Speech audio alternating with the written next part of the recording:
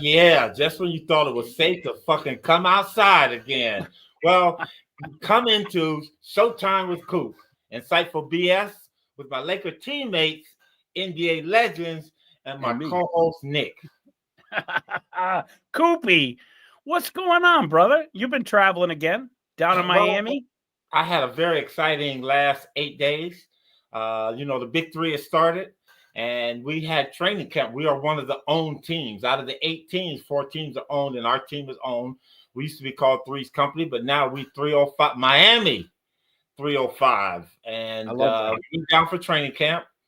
As you see, we have 2 of probably the most exciting players in the Big Three. Our team consists of Sean Williams, Reggie Evans, Mario Chalmers, Lance Stephenson, and Michael Beasley. And this week we played our first game against LA Riot, team consisting of that's a Young's team, or what they call Swaggy P. And his team has Dwight Howard and some other players. And it was a very, very good start for us, Miami 305, and it was a good start for the Big Three. Great game. Got marred a little bit by some physicality, fighting. But you know what? When you don't have anywhere else to run, because what prevents that in the NBA is you could run down to the other end. The guy got to catch you where he can. Now all the action's at one end, so it's going to get a little testy, and it got a little bit ugly. But you know what? The fans, I enjoyed it. I like to fight, and you know what? I love it. We'll back into our love-hate relationship with the Celtics and Lakers, but that's what it reminded me of. That kind of ferocity, and it was a very good game. We pulled it out, we won, and we're 1-0. To your point, I saw, I watched it too. I mean, the Dwight Howard fight and Stephenson made headlines here in Boston even. I saw it started with Beasley, though, kind of mouthing off to Dwight. And Dwight, to your point, he had nowhere to go. So all he could do is really brush him off.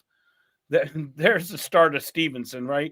And how do you control those emotions? Like, you guys came back, congrats on the win, but how do you control emotions like that when there's nowhere to run?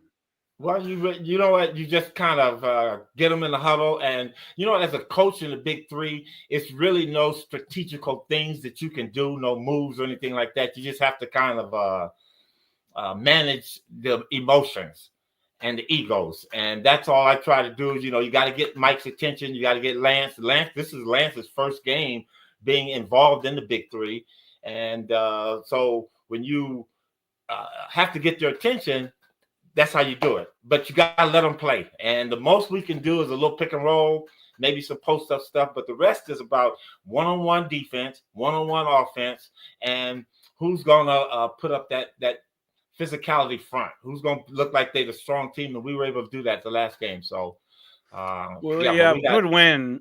You got the W. What impressed you most about the W with being it's the first game? Well, is that our chemistry came together. I really do. Lance and Mike had that big one-on-one a week and a half, 2 weeks prior to that. And my concern was because it got kind of heated with them. I think that was on all the media or the social media stuff for a while. And I was thinking, okay, I hope they can come together, coexist. And they are professionals, former NBA players. So I didn't really have a problem with it, but I was just kind of concerned how it was going to work out. Would it work out immediately, or would it take time? And you know what? We had our first training camp, and they had squashed everything, man. They came together, and, somebody had asked Mike on one of these social media sites about whose team this is. Mike's the MVP of the Big Three, the best player in the league and on our team. And Mike goes, you know what, Lance, this is it. This is it. Everybody knows Mike's team, and he's saying the right thing. But you know what? He said, hey, I'm giving the keys to Lance. And Lance doesn't start for us right now. But he came in and did a great job. So they got that out of the way, and they fought and protected each other out on the court, too. Yeah, that was a big thing, I think. Watching them protect each other, definitely, you can see the tension kind of wipe away. I mean, it's not pro, obviously. It's semi-pro. But how much of the narrative are you kind of controlling with your guys when they're... What are you talking about semi-pro, Nick? It's semi-pro. Is it pro? All those guys, most of, 90%... Well, I know. They're all retired. Yeah, but they're retired. So would it be still? I'm asking you. I'm not saying. Get that word out. Semi. This is pro basketball, man. Okay, there you go. So this is pro How much of the narrative are you controlling, versus how the NBA kind of teams, coaches control that narrative? Are your guys just going out and talking freely? Are you saying beforehand, there is enough ball to go around. You guys can, lead the team, blah, blah, blah, blah, blah. No, you still got to coach that aspect of the game, and we have a couple of plays that we run, but the majority of it is when the game is being played, things are happening a little bit different than we expect them to happen as a team. So they make their adjustments out there, and then when there's a timeout, you come in, hey, look, if they're doing this, we got to do this. So yeah, there's a little bit of coaching, but you know what? Ice Cube built this league about the players. Yep. And the players have a big say-so in the league. So as coaches, I always feel that I'm a player's coach. So, sometimes I'll give them the clipboard. Y'all tell me what's going on and what you see and what you want to do. And so far that has worked out well for us. And that's how we work out. Well, listen, I mean, we're going to talk Shaq's top 10, a couple other topics too. One more on Big 3, Coop. You getting any advice down there in Miami from Coach Riley? You talk to him at all? You meet up with him this week? Actually, I have not seen Coach Riley, but I have, we have a Lakers Showtime thread, and Coach Riley is on it. And when people put certain comments out, we'll be talking about things, and he'll come in and make a very hilarious comment. I'm growing to love Coach Riley even more now.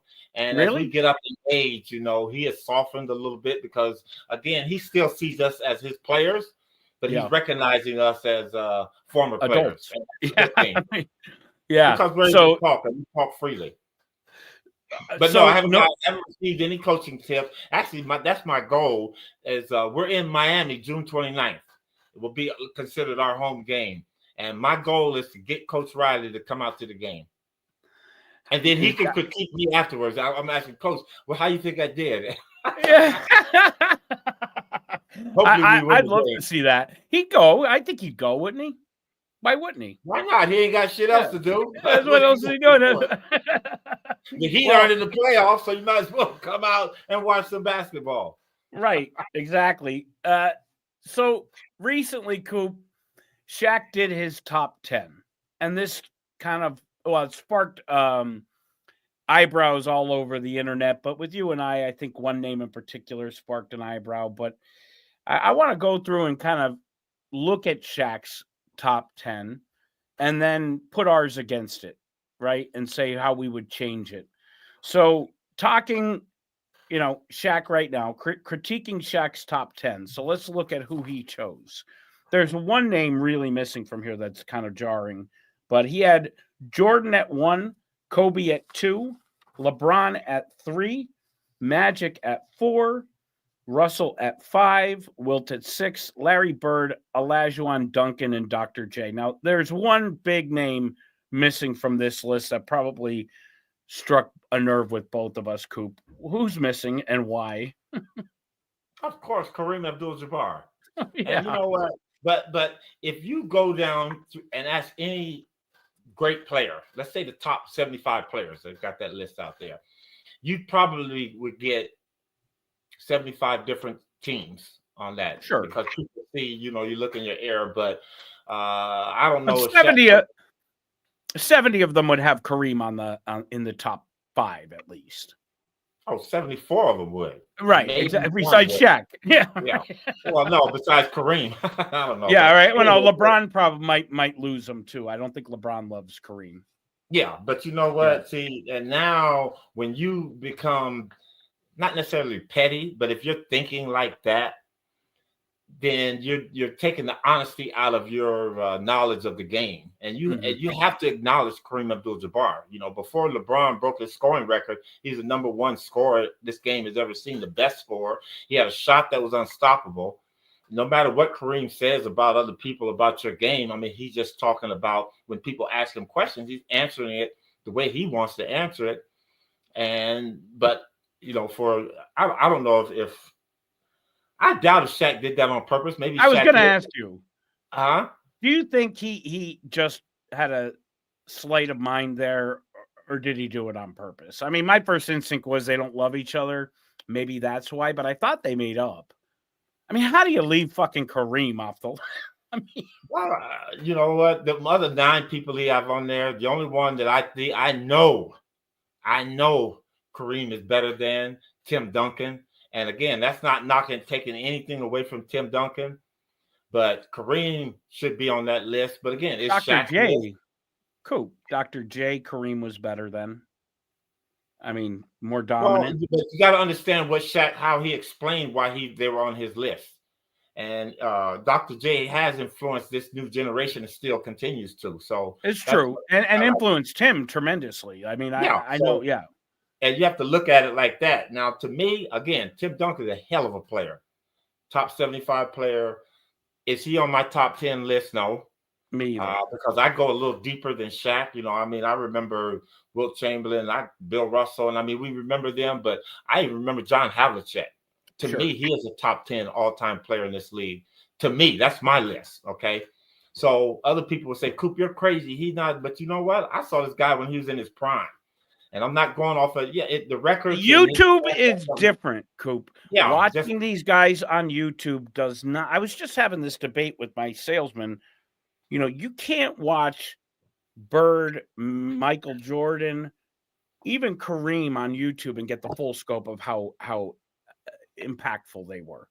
Right, and watching them. We saw them every game. Even the games they may not have shot well, they did something to get that win. And even if they lost, there was something good or great about them that you could see. So, you know what? Shaq's list is very justified. I have about 8 of those guys on mine. The only one I would, like I said, probably wouldn't have Duncan. But should we do our list? Huh? Should we do our list, Coop? Should we just get it out of the way and do our list? Yeah, throw our list out there. All right. You want to go one at a time? Like I'll give you mine and then you give me yours, or do you want to go one and one? Okay. Yeah. Okay. You want me to go first? Of course, Nick. Okay. All right. So at number, should I go 10 to 1 or 1 to 10? However you want to go. I'm going 1 to 10. All right, I'm going to go 1 to 10. Not necessarily There's my list. Okay. Oh, mine is in order. Mine's in order. Wait. That's not accurate, Ahmed. I made some last second scratches here.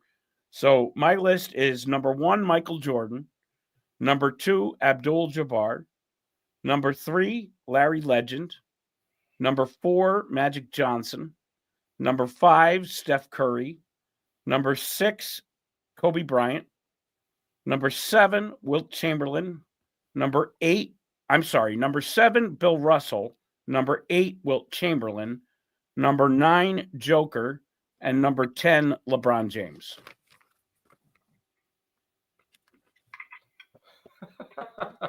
I'm waiting for it. I know I'm going to get massacred here.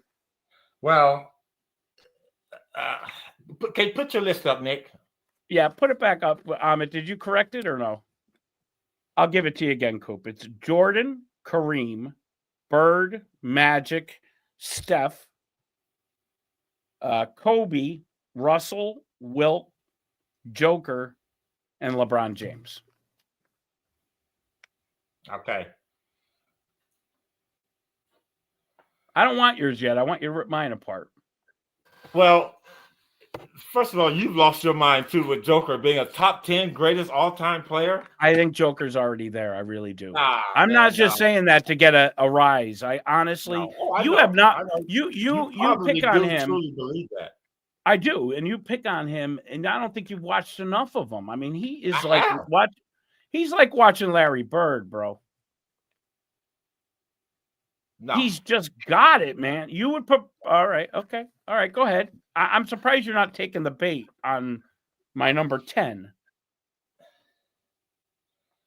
being LeBron James. Well, he's on your list. No, but my list is in order. Yeah, but he's on your list. But he's not. So top I have LeBron. I have LeBron up further on mine.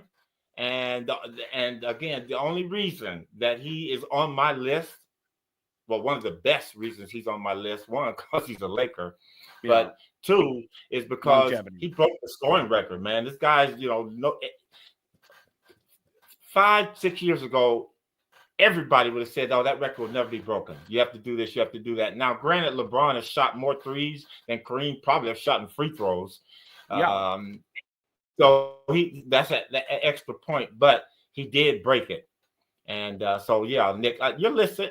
I'm not too. You're not appalled? Buffaloed by it. No, because Jordan, it's actually Kareem, good coming from a Celtic person.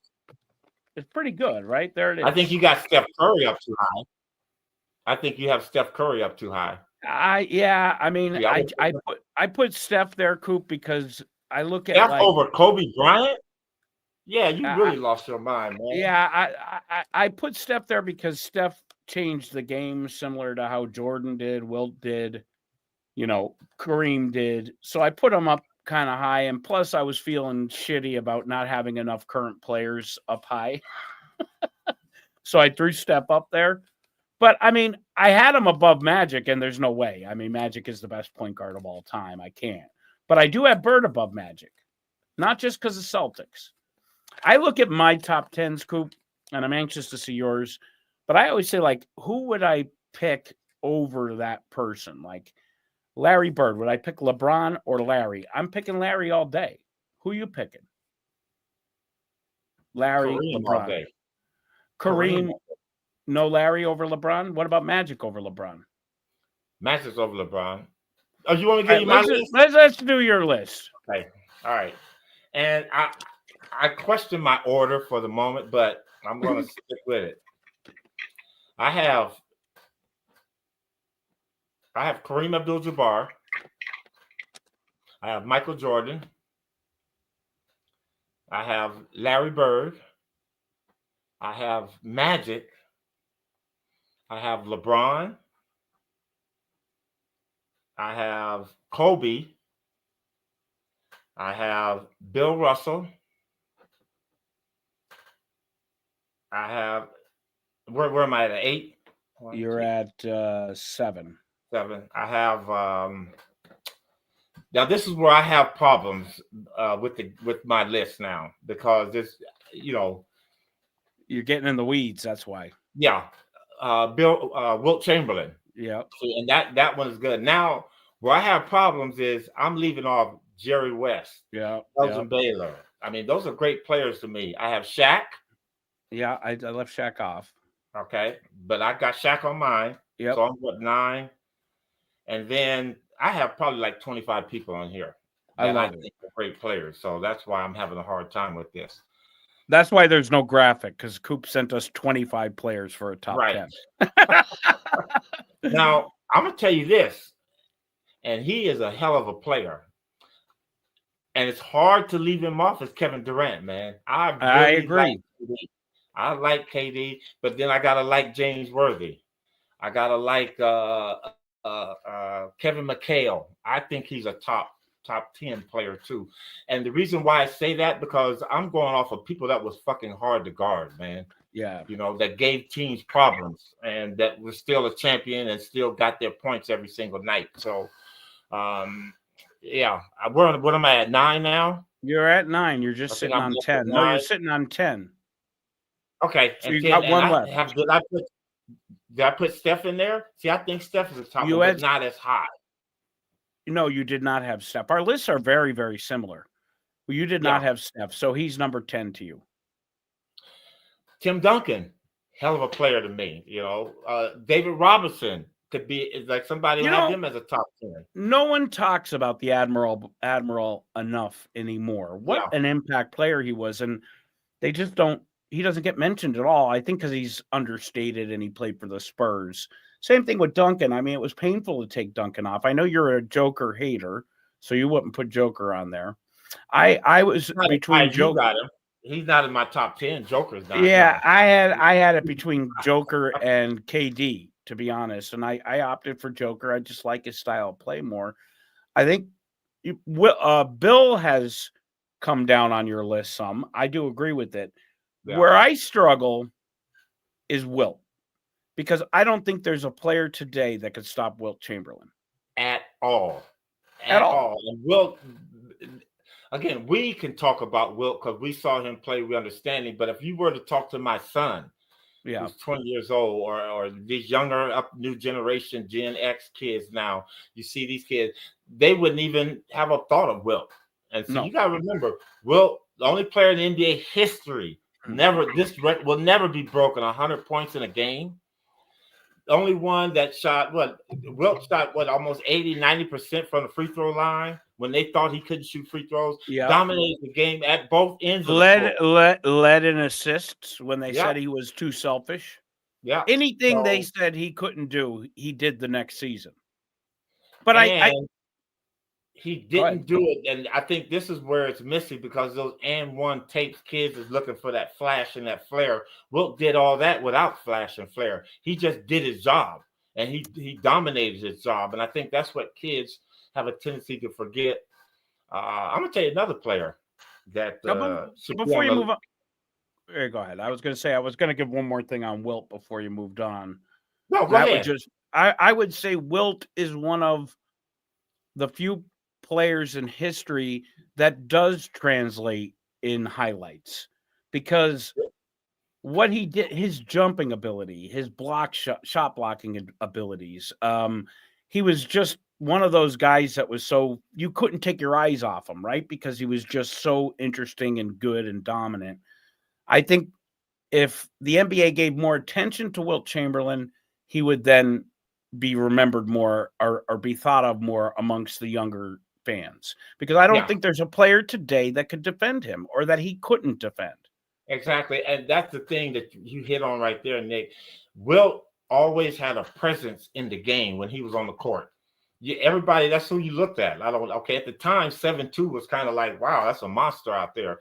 But even in today's game, with the height is almost pretty much average, and Wilt wouldn't be that giant out on the court, but his presence would be always felt out on the court because the ball goes through him. He's either going to finger roll you to death, and he had a finger roll, the original finger roll, or he was going to block some shots. And Wilt was blocking shots away from the backboard so they wouldn't be called goaltending. Referee wouldn't even have a hesitancy about, okay, is that goaltending? No. Wilt's blocking it away from the backboard. So that's the one thing. But I was going to say this. Yeah. That, and you might call me crazy, but I also believe Isaiah Thomas and Alvin and Iverson should be considered as you love Iverson. You love Iverson. Why do you love Iverson? Why do you love Iverson so much, Coop? I mean, he wasn't like a stalwart defender. He only won one title. Why do you? I mean, I understand the love for Iverson, but you surprised me a little bit with your constant coming back to him. The reason I love Allen Iverson is because we've had Bob Cousy, we've had Spud Webb, we had Muggsy Bogues, and they were all kind of special and unique their own way. Allen Iverson took all three of those and then took it on, and he literally became the littlest big man. Yeah. And he played among giants, and he let y'all know that you weren't going to stop me, because everybody always knows the NBA up until like about 19. Even with Spud Webb in the 80s, it was still considered a big man's game. And Allen Iverson made it a little man's game. And that came off the heels of Isaiah Thomas, too, because Isaiah started flexing his worth. Calvin Murphy, too. Don't forget Calvin Murphy was very good. Oh, yeah. Well, that's a little Calvin is a coach in the Big Three. So, yeah. But that's what I'm saying. See, Calvin was that player that was lost. Is he still baton twirling? Remember, he used to baton twirl. He still does it. He still has a studio. That's what he does. I love it. And that's big in Houston, man. So he is the coach of the Houston Rig team, the head coach. So it's gonna be a joy to see Calvin. I always love seeing Calvin. But Calvin Murphy's story, and Norm Nixon may not like this, but we're playing Houston in 82, 83. We're playing them back then. And this is just before Calvin was on the end of his career, still considered really quick because he always kept himself in great shape. Yep. But we're playing Houston, and Norm was always backing Calvin down because that's one of the things we went to. And when Norm was backing down, he would shoot his elbow at Calvin. Calvin told him, and I was right there in the midst. Calvin told him, hey, man, you hit me with the elbow, it's going to be a problem out here. And, you know, Norm's a young, cocky guy back then. Man, they're going. And Norm hit Calvin. Calvin hit Norm upside the head, man, with his fist. And the fight was on. And the funny part about it is, see, you can't run from Calvin Murphy. You know, some guys you try to move and get run. Calvin is little and small and quick, man. That was the funniest thing I ever saw in my life. We grabbed both of them, and but that's my Calvin Murphy story. Didn't take anything from anybody. I don't care how tall, how big, how short you were. Calvin Murphy came to play, and he was going to score. But yeah. Were you in the game where Kareem broke his hand punching? Who did he punch? Tom Jonovich. Was that that was Kermit? That was Kermit. That was yeah. I know what you're talking about. Was it Ken Benson? Ken Benson. Yes. Yeah. I mean, that was one thing I think recently. Max was on with Shannon Sharp, and they were talking about Kareem and how people didn't understand just how tough Kareem was. I mean, just knowing karate, and I mean, he smacked Kent Benson right in the fucking head. I mean, he knocked him out almost. Kareem was tough. Know what? If anybody has a tendency to forget how badass Kareem was, look at that poster where he's doing a sidekick and Bruce Lee. I mean, over his head. The Kung Fu master, and they're kicking over Bruce Lee's head. Kareem used to practice and teach with him, one of his students, and through that yoga, that was the one thing that bonded them together. Bruce Lee was beating 100 people up at the time in the movies. So really? Now you go one-on-one, man. Kareem could kill people. He really could. Really? With his hands at that age. Yeah. Really? Kareem? Yeah. Nick, I can kill you with these two fingers if I poke you in the right. Oh, well, I know. So listen, everybody who's tuned in, we're live here. We're going to take some fan questions at the end of the show. We see one here. We see you, Ibzan Oreo. Sorry for massacring your name. But before that, we're going to continue on our top 10. Do us a favor, like the video, subscribe, and of course, subscribe to Showtime with Coop on Spotify and iTunes. We are powered by y'all's top 10. Yeah, we want some of your top 10. About what other people think. Exactly. We want to see some of your guys on the list. Who belongs on the list? Who doesn't belong on our list? Am I crazy for having LeBron at 10? You broke up, Nick. I didn't hear it. I said, yeah, put it in the chat. Who's on the list? Who's not on the list for you guys? And while we're going to move away from the list for a minute, Coop. I'm thinking about the whole Kareem thing, and I'm getting off on a tangent here. So on your team, like looking back through history, right? We know Bird, Michael, Kobe. These guys were like sometimes very tough teammates, right? Was Magic ever a tough leader like that? Like where they were, you know what I mean? Like people will come away and say, I fucking hated Jordan or Kobe. Am I breaking up? No, you're good. I hear you. Okay. Or Kobe, you don't hear that much, but he was a pain in the ass teammate too. He held you accountable. Was Magic tough like that? Like tough to get along with in practice? Yes. Magic would, but Magic did it in a very diplomatic way. He wasn't one of them guys. But he would let you know that do your job out there. And the one thing I loved about Magic, as he was a leader and talking to you and telling you things to do, you could get on him, and he would receive it favorably. But Magic very rarely made mistakes. So Magic was like a coach on the floor because he saw a lot of things before it was happening and stuff like that. So you know what? When he's telling you, Coop, stop throwing the ball away or go rebound or do your job, I could say the same thing to him if somebody got by Magic. Come on, man, you got to play better defense. But he was difficult. And, could you say that to Kareem? It wasn't in a way to where it would. Pardon me? No, keep going. Keep going. What? Keep going. No, I interrupted you. So he's difficult, but he would hold you accountable because Magic was a coach on the floor. And that was the one thing that we all respected because, we all in the 70s and 60s, people were coming through. We went 3-4 years of college. Your coach was a guy, you listen to him. Not necessarily your coach is always right, but 90% of the time he's right what he's talking about because he's on the outside looking in, not on the inside. And when you're on the inside, sometimes you don't see everything. So with Pat Riley there, and one thing I loved about all our players, and I know it was me, Magic, obviously Coach Riley, I think Worthy was another one, Jamal Wilkes. we really relied on film watching, and I think that's a big thing that players have to do a little bit more. And I know they do, but sometimes you need to watch it by yourself. And instead of watching it with a coach and having you tell you this, that, sometimes watch the game by yourself and you can see it. So with that being said, Magic was a difficult lead. Magic never cursed anybody out unless you did things 2 or 3 times. Then you're like, man, what the fuck? You know, right. But other than that, hey, you gotta get Coop. That's your rotate. You gotta get there. Get over there. B, come on, man, get up there. So when you didn't do your job, he would let you know about it and hold you accountable. Could you said that you were able to kind of hold Magic accountable as well? Was it similar with Kareem? Was Kareem vocal? Could you be vocal back with him? Kareem very said much of anything until it was winning time. You know, come on, you guys, let's go. But no, Kareem did his job, and Kareem expected you to be a professional and do your job.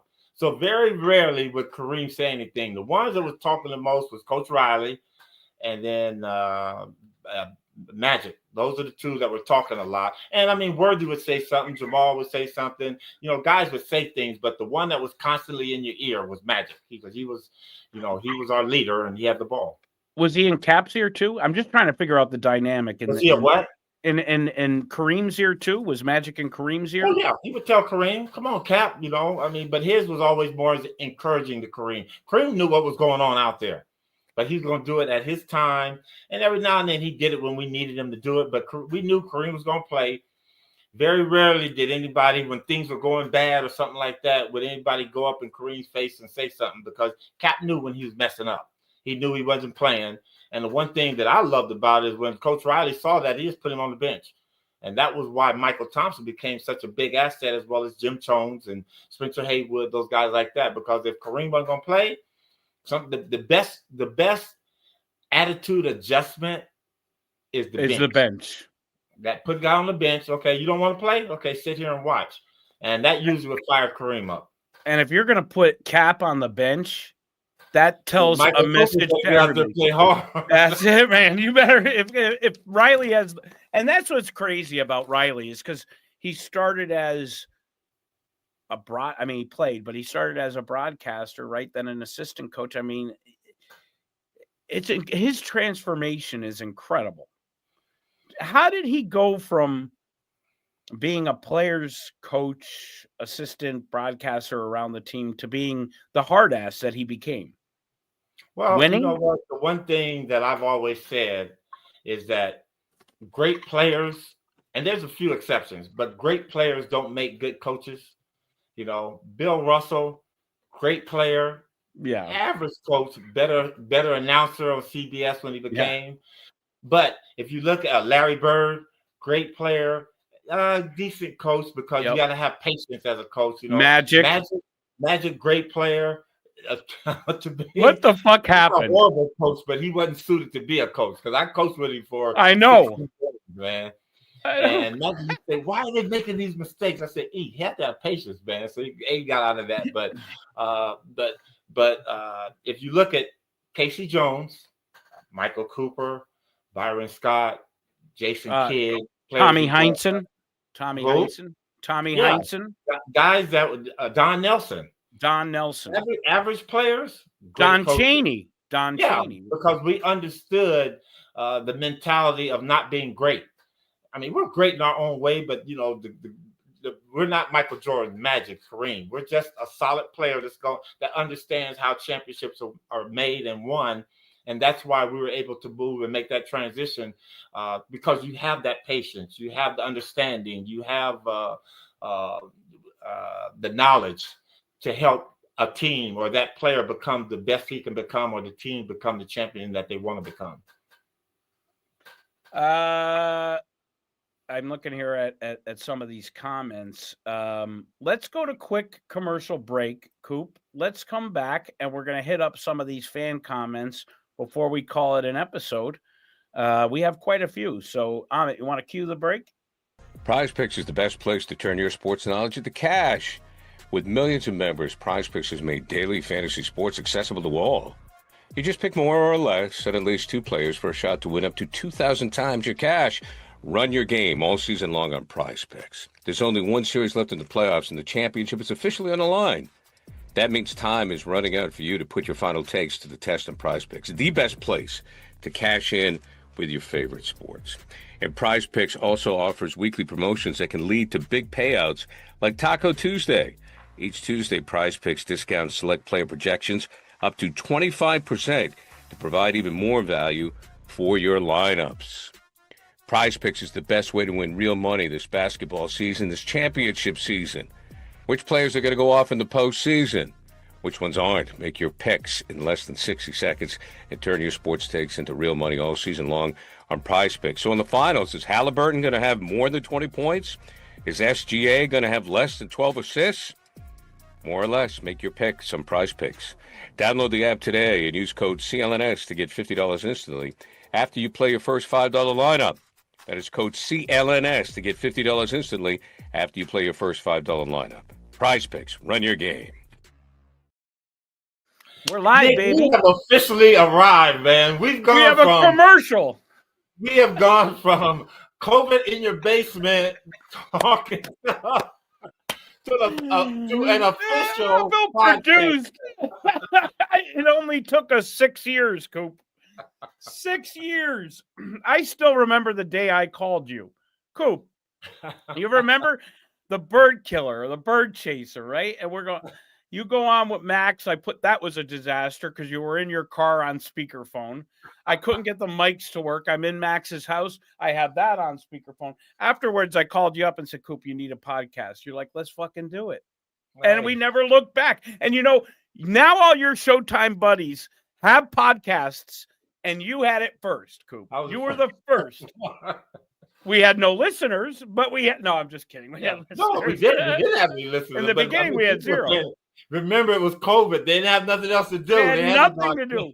And if you go back through Showtime with Coop archives, I mean, I'm trying to get Coop to go on second round of some of these guests because it's like the top 75 list all appeared on this show in the first year, right? I mean, we had everybody from Kareem to Drexler to Isaiah, George Gervin, Doc, all these guys. You go back through Coop's archives, you're going to see interviews with people you even forgot about. I mean, there's guys in there that's crazy. So we're going to have more guests, and we're going to do this live for the fans. I know James Worthy will love the live format, so we're going to hook that up soon, right? We're going to get that. Surprises. I've been telling people this, but you know what? I'm working on it. Some of these guys, you got to work on them, and it's about timing too. Some of the time that we got to go, but it's been great. Yeah. So Coop, okay. That's your sponsor. Now you finally know. No, I'm just kidding. I'm just kidding. So let's start. I know, you know what not to say. So let's start with this comment. I love this comment. Coop, do you see this is from Ibzan Oreo. I'm definitely killing the name. Oroyo. Ibzan. We'll just call him O. We're going to call him the Big O. Do you see a day that hand checks comes back to the NBA? I have an interesting answer to this. I know they don't care about mine. I'm going to start with yours. Yes, I do. I think it slowly will surely come back. If you look at the game now, and it's going to come back because watch SGA play. That little push-off thing he did, you got to protect the defense on that because that guy's literally pushing players off of him to create a shot. So I think eventually, slowly, as long as it doesn't impede that offensive player's progress, I think the hand check will come back. And it needs to because that you can't guard that play there. And that would be hard for me to guard because now I got my hands here. The guy can literally push you off with his forearm or his shoulder and create that space and hit a shot. Don't you think? Yeah, let's stay on that for a second. Don't you think bringing back the hand check would immediately curb the 3-point, craziness that's constantly 3, 3, 3. You put your hand on the guy's waist, on his chest, you put your hand on his body, it's going to be harder to shoot those threes. But that's why I think the officials will have to let it happen below the 3-point line. I think they should. Coop, I honestly think they should put it in there too curbed. I think there's too many threes. I think bring the hand check back to bring down the amount of threes. Well, now listen to this idea. How about if you pick up full court, you can hand check the guy till he comes across half court. Then you got to play defense. And then if they start backing you down below the 3-point line, then you can put it back on them. I think that would be good. It'd be hard to officiate that. Don't you think? To me, it wouldn't be. Yeah. Because once you come across half court, you got to get your hands off. And if the guy's looking to drive, and you know when he's driving, and he's driving to the basket and gets below the 3-point line, okay, I can put because they're making offensive contact too. So they got to give the defense a little bit. And I don't think it would be hard to officiate. Let's be frank on this too. None of this is happening before LeBron James retires. At all. Yeah, if at all. Exactly. Let's move on to the next comment. We got Brian Mellon. His top list is Wilt. This has to be an old head like us, Coop. Wilt, Kareem, Bird, Magic, Jordan, Kobe, Baylor, Maravich, West, and Curry. Who is not on this list? LeBron's not even on this list. Maravich. LeBron, Shaq is not on. Hakeem. What I'm saying. I mean, that's not a bad list either. No, it's not. And we forgot about Pistol Pete. Look at that, man. I wouldn't have had Pistol Pete on my list, although he deserves honorable mention. I mean, fuck me. Why shouldn't Pistol Pete be on my list? Right. I mean, the dude scored like an animal. The game, man. He changed the game. He definitely impacted the college game. Yes, and scored like a maniac in college. So Maravich had the flair and the flair and all of that, man, that the kids today like. He was koozie with a left hand and more athleticism and a jump shot. So he basically wasn't koozie. He basically wasn't koozie. And taller. This list, I love it because this guy is about our age, I think. I love this. We got the Big O again. How underrated? I love this. This guy should be me. You could take my place, Ibzan. How underrated was Ben Wallace? I know Coop loves him. And why is it that he doesn't get his flowers for what he has done for the game? I love this one. Ben Wallace is very underrated. And again, coming from the position of being Ben Wallace, but Ben Wallace was a starter. I came off the bench. Sometimes players like myself and Ben Wallace, we're called the glue players. Yep. So when you're the glue player, you're not going to get. Okay, here's a better analogy. You get a painter, and he has a canvas, white slate, okay?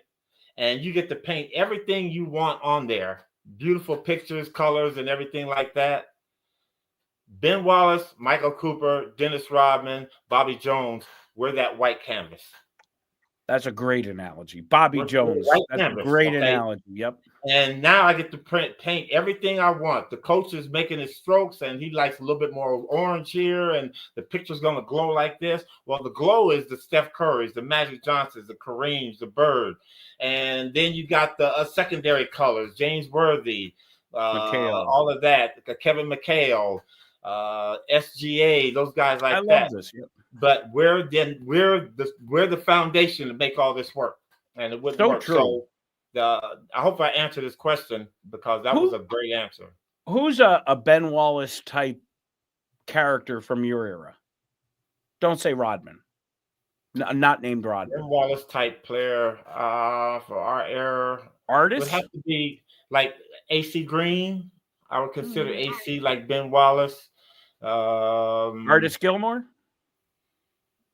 You can say that. Artist was. But no, you're talking about, just strong, physical. Maybe Maurice Lucas. Oh, yeah. Maurice Lucas for sure. Lonnie Shelton. Lonnie Shelton, baby. When that name comes up, every former NBA player shudders when they hear Lonnie Shelton because he was just a beast, wasn't he? Yeah. And don't forget Buck Williams at the Nets. Buck Williams was a handful too. So it's that not necessarily a quiet player, but it's that player that's not gonna say much. Just do his job, do it to the best of his ability. I would even put Kurt Rambis. I think Rambis is a character. Kurt Rambis would be in that mode too. Now, would I put ML Carr without the mouth? No, without the towel. We got to get ML on. I could do that. We should get ML on. Yeah, we should. We should get Max. You know what? I think we did get ML on.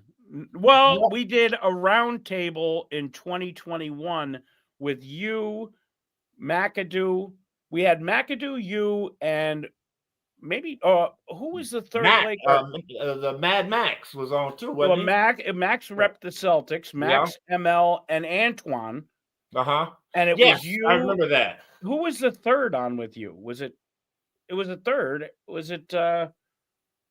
Oh, you know who else on the Celtic side was Gerald Henderson? Yeah. Who was that's the other Lakers? Oh, Ron. Didn't you have Ron Artest on? We had Ron Artest on. No, we haven't had Ron Artest. No, it was. But for this round table, it was you, Ron, McAdoo, and one other Laker. I can't remember who it was. It might have been. I know Ron was on there. He definitely was because he backed out early. I remember he left. He got tired as the thing went on, and he just cut out. Yeah, but I know Ron was on there. That's on the YouTube channel, and it's on Coop's feed too. That's a great round table. Looking back, that was in 2023 because it was the 40th anniversary of the 23 or the 83-84 finals with you guys. So that was like 3 years ago. Talented talent on this show. Oh, we have had the top 75 list. You know who else you got to get on is which we either of us could do, but Paul Pierce. Pierce would be great. He is just such. I saw Paul somewhere. Paul Pierce. He's a Laker lover, man. For a Celtics fan, he's by heart a Lakers fan through and through. Here's to imagine, to love the Lakers and then go play for the Celtics. That's isn't that hilarious? Paul on because I need to answer that question and I need a truthful answer. But the one thing I love about Paul is he sticks to his bets. What did he walk 100 miles He walked like 25 miles and he did it. I mean, the dude, I gotta say, Paul has really put a lot into getting back in shape. He's in the gym constantly. And I give him credit, man, because and you know what? He has the personality. He'll eat shit all day. He doesn't care. Coop, this is a good one about the big three. This is Merlin, and he says very competitive and fun to watch. They still got at it, retired or not. Lance, Beasley, Chalmers, all great players. Dwight, a Hall of Famer. Is Dwight a Hall of Famer? Yeah, got in this year. Good for him. He's in with Carmelo. Good for fucking him because that guy has taken beatings. Dwight, Lance versus this is a great recap of the big three. Hey, nothing really to comment on there, Coop, except all good reviews. Hey, pull some more fans in. We need you, man. Come watch the big three, baby. Watch the big three. And the order can change. Oh, this is Brian, too. The order can change. I have a top 29 10s like Coop, and it can rotate anytime. We got you. The order can change like Coop's. I have 25. This is the same thing. We got one or two more comments we'll hit here. Elijah won. We forget about him. He was on Shaq's list. Yeah, Elijah won. He was another one that it just doesn't get discussed enough. I mean, he was dynamite, man. That those Twin Towers were incredible. Who was tougher, Moses or Hakeem? Hakeem. Depends on what you want. Moses was going to really physically bully you. Hakeem was just going to be so athletic and overpowering, man. But they were both tough in their own way, man. I've been hearing WNBA broadcasters compare Angel Reese's bounds to Moses Malone's offensive rebounds. Any comparison there? Yeah. I would consider that with her because you know what? Moses used to actually pad his stats. That's what they're saying. I talked to Moses so much. I know you were very close with them. Moses would say, I went into a game because he knew the stats was going to lead up to money. Yeah. Moses, if he's going to get offensive rebound, he throw it up on the board, grab it, throw it up on the board, grab it, throw it up on the board, grab it, and then lay it in. So I got 4 rebounds and 2 points. Is that true? The guy would be 27-20. Is that true that he padded, though? That was intentional? Because they said that for years. Moses said he did that. That's how you make. He said, "Coop, that's how you make money in this league as a big man." Coop. I could hear him. How did you get close with him? Because you guys were like really close before. We were very close, man. You know what? Moses and I started seeing each other at the retired player things and stuff like that, and we exchanged numbers. Moses would call me once a week. Every week I'd hear from him, "Hey, Coop, how you doing, man? Take care of yourself, this and that." I said, "Mo, I'm doing good." And then we would talk about Very rarely do we talk about us playing against each other. We would talk about current events, the NBA. How do you make more money? What kind of signings are you getting? It was so hilarious, and you know what? To this day, that's devastated me when he passed away, man. That's I still another have one. his number in my phone. I'll never ever take it out. Moses Malone was a man, special guy. I hated his ass when we played him. And I used to tell him, Mo, I'll never forget you saying 4-4-4. I'll never forget you saying 4-4-4. That rings true today. I mean, people remember that today. It's just iconic. Man. Moses is a good one. Coop, this was fun today. Any closing thoughts before we call it a day on this live broadcast? Well, you know, let's touch on today's game. Yeah. Tonight, the Pacers and OKC.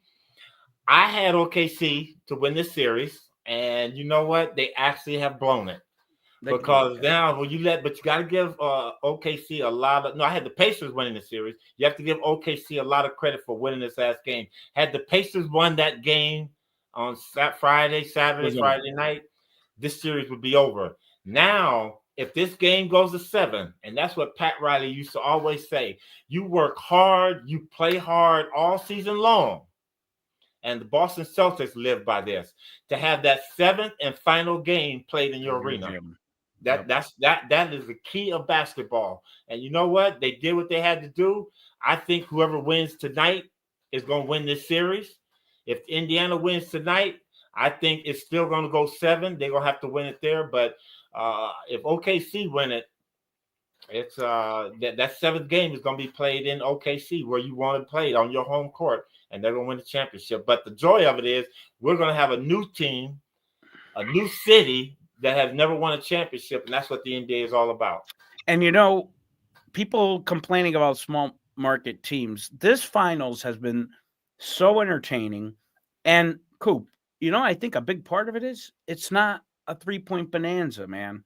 They're playing D, they're running, they're playing the way it should be played. I mean, so I think it's catering to, you know, my generation more too, who's tired of that 3-point, you know, constant 3-point heaving. And man, I'll tell you, Indiana, I think did blow it. I think it was their chance and they blew it.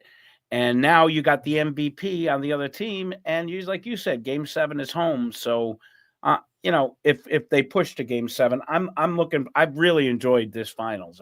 I've really enjoyed it. I've enjoyed it too. And I think they will. You know what? This will be a situation for me if I'm OKC. We get this win tonight. We just going to Indiana just to go through the motions. I'm going to go there and play because I want our fans to have all this adulation, the joy, the excitement of seeing us win a championship at home. What was the craziest because you guys had the on-court storms too when you won. What was your craziest championship celebration at the Forum? Is it 88? 88 when we won and they came all out. And you know what?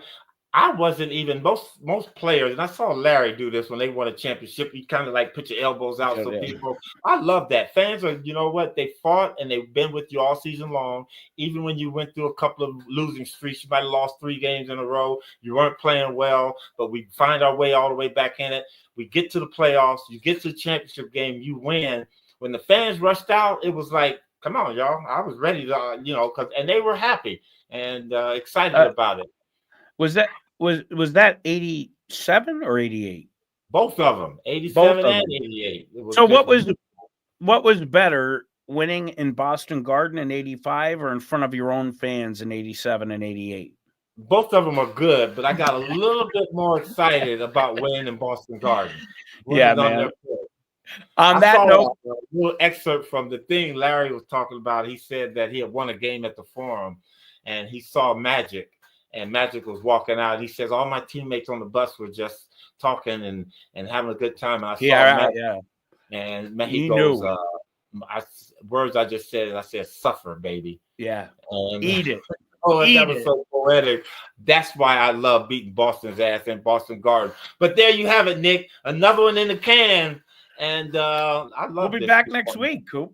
Right? Yeah. You love the new format? I love it too, Coop. I'm enjoying it. And we've not even started broadcasting on your Twitter yet. Wait till we do, because it's going to be a mob scene. So that's going to start next week. Okay. Thank you, Dick. Thank hey, you, Coop, fans. Remember, fans, keep watching, keep listening. We're gonna keep informing subscribe. you. Yep. Subscribe, rate, review. Thank you, fans. Showtime with Coop. We out of here, Coopy.